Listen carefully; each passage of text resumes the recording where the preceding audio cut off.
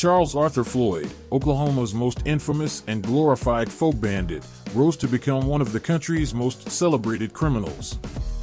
This Robin Hood figure, best known as Pretty Boy Floyd, was a wanton bank robber and a man known to J. Edgar Hoover and the law enforcement establishment as public enemy number one after the death of John Dillinger.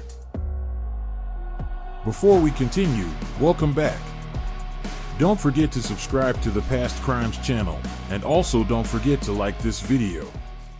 Today, I will be telling you the story of Charles Arthur Floyd, best known as Pretty Boy Floyd. Floyd was the second son and fourth surviving child of Walter Lee Floyd and Mamie Helena Eccles Floyd, born on February 3, 1904, near Adairsville in Bartow County, Georgia. The Floyds traced their ancestors back 3 centuries, from Georgia hill farmers to Welsh settlers.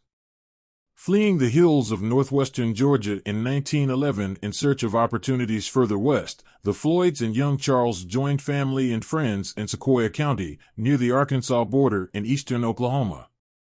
By his early adolescence, Charles learned how to make corn liquor, also known as moonshine, and later earned the nickname Choc, due to his love of Choctaw beer, a popular home brew made of barley, hops, tobacco, fishberries, and a trace of alcohol.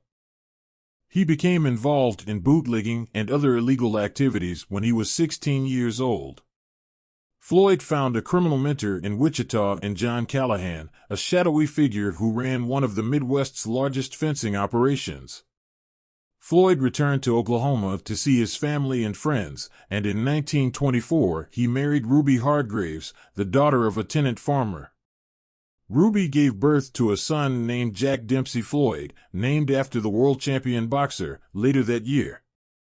Floyd, dissatisfied with his life as a dirt farmer, traded 5 gallons of corn whiskey for a pearl-handled pistol.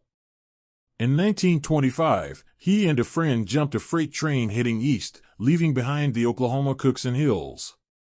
On September 11, 1925, in St. Louis, he participated in a payroll robbery that netted $11,929 and landed him a 5-year sentence in the Missouri State Penitentiary in Jefferson City.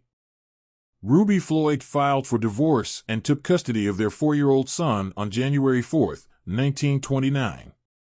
Floyd arrived in Kansas City in March 1929, fresh from his release from the Missouri State Penitentiary, ready to put the criminal education he had received from veteran convicts behind bars to use.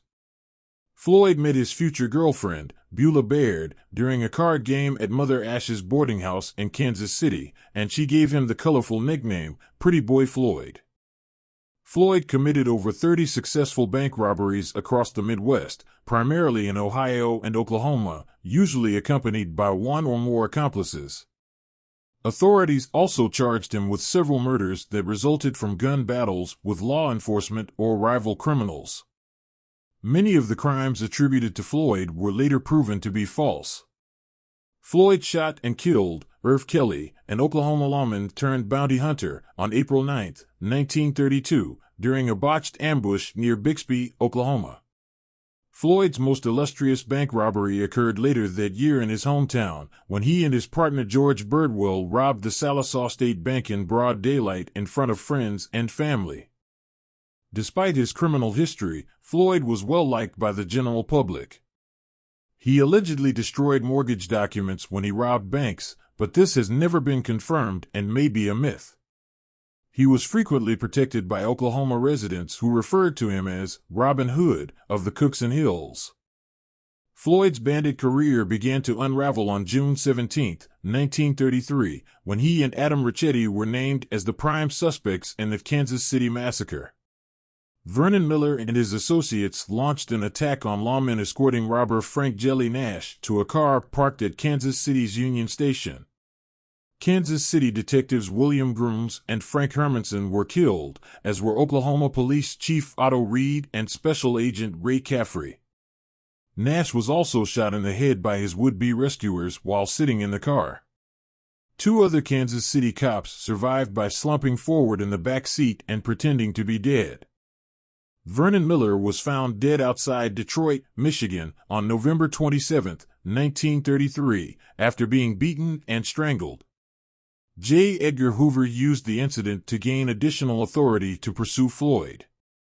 Following the death of John Dillinger on July 23, 1934, the FBI designated Floyd as public enemy number 1. According to new evidence, neither Floyd nor Ricchetti were involved in the Kansas City massacre. There are many theories about who shot Floyd and how he was killed, but one is that on October 22, 1934, local law enforcement and FBI agents led by Melvin Purvis shot and killed Floyd in a cornfield near East Liverpool, Ohio. You can leave a comment regarding Pretty Boy Floyd's death below. After Floyd's death, his body was returned to the Oklahoma Hills, and he was laid to rest on October 28, 1934, at Aiken Cemetery.